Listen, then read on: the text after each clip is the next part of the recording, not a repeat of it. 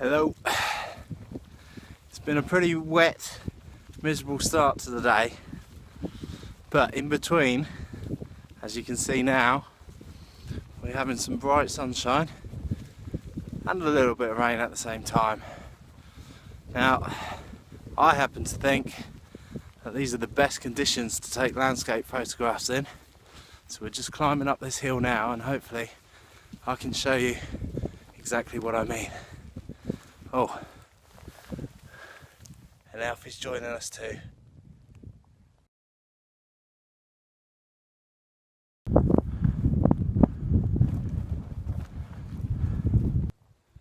So we've just got to the top where I want to be based for the shots that I've got in mind.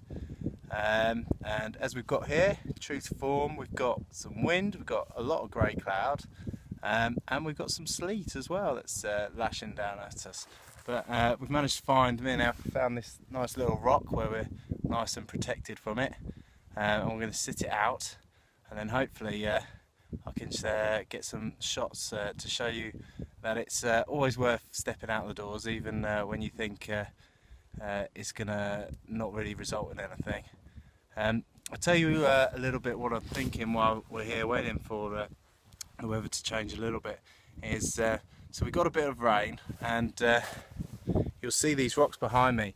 When the rain hits them, the rocks darken, and all these rocks around here are covered in lichen and moss, and when they're wet and damp, you can see that they really start to become quite iridescent, and can be quite a nice feature in a photograph. I'm also aware that even as I'm speaking now, I can see a little bit of blue sky on the horizon. You can see it starting to brighten up now, so I'm hoping what we'll get is some patches of sun which will add a bit of drama to the landscape and really give it a lift that we want.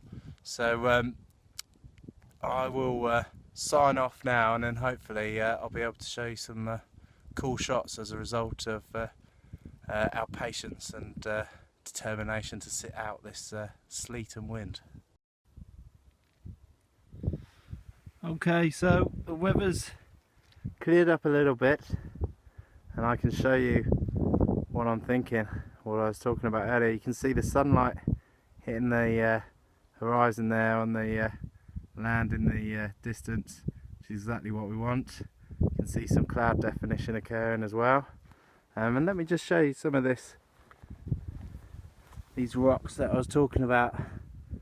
Look at that, I think that looks really great. So hopefully soon we're going to get something, and then I'm going to take it back home, do some editing and share the shots with you.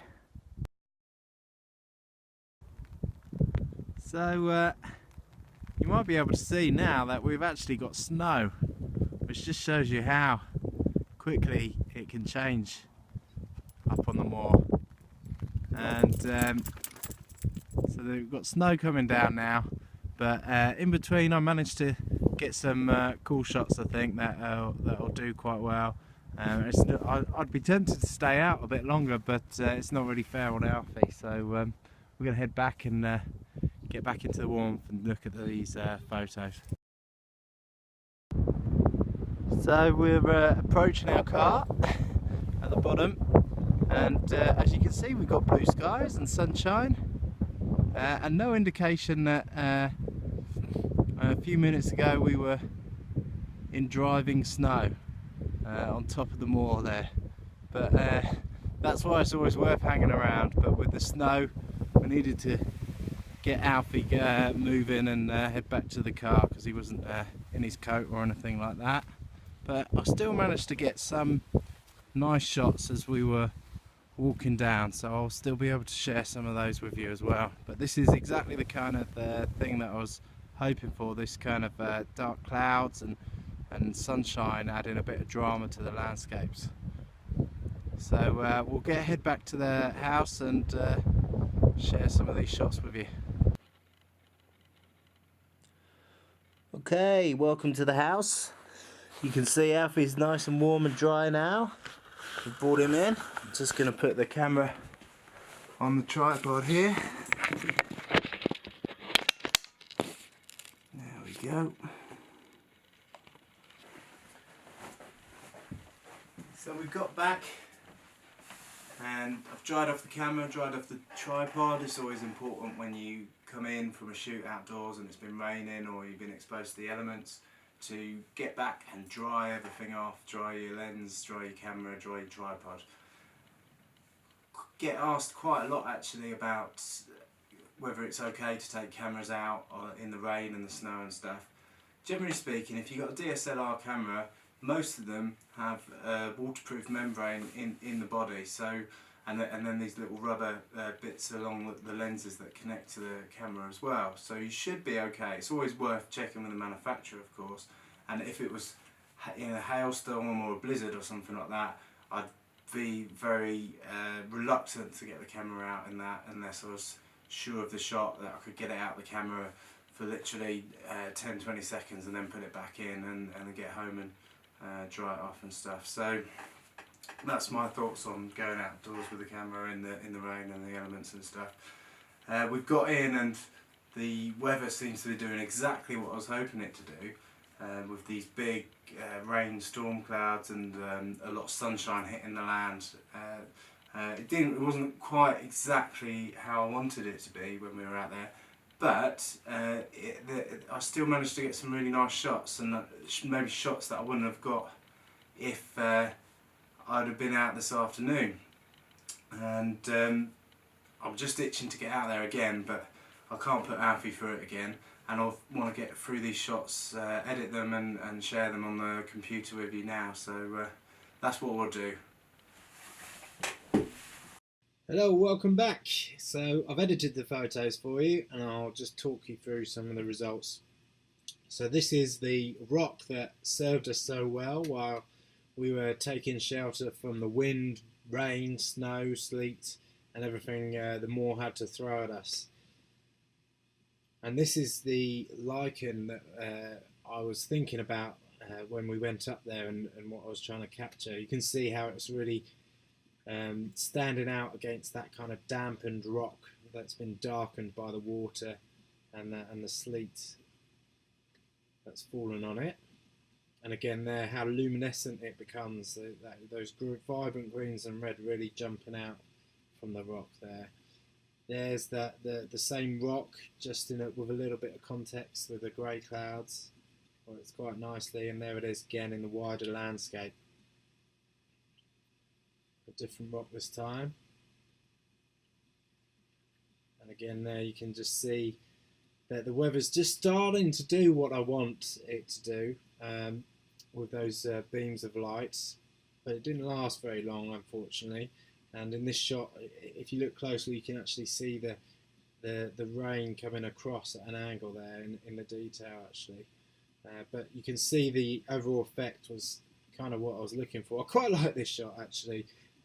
Just because it's maybe more representative of what we were experiencing up on the moor. You know, you can see the snow coming across at a pretty sharp angle there, and the visibility really deteriorating, which I thought was a little bit different, and I quite enjoyed that shot.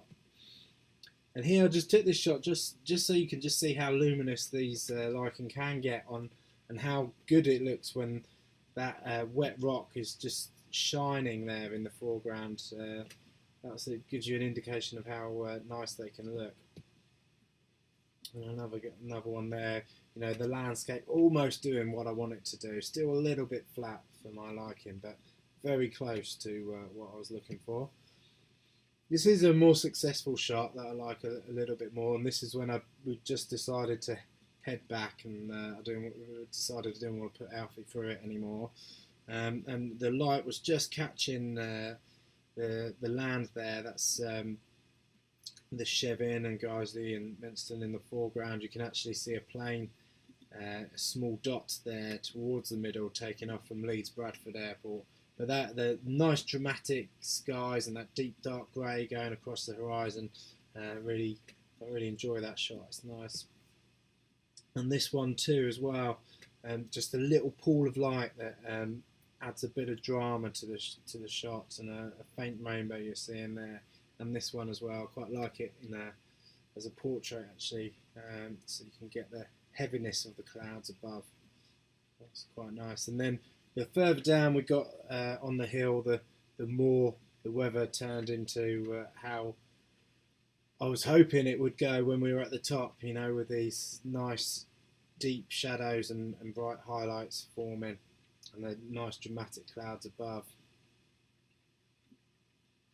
And you know, this is a great example. We're not far from the car now, but this is exactly the kind of thing I was hoping for at the top. You know, you see this foreground getting caught by the sunlight there. That's where I wanted our nice, wet, mossy, lichen-covered stones in the foreground.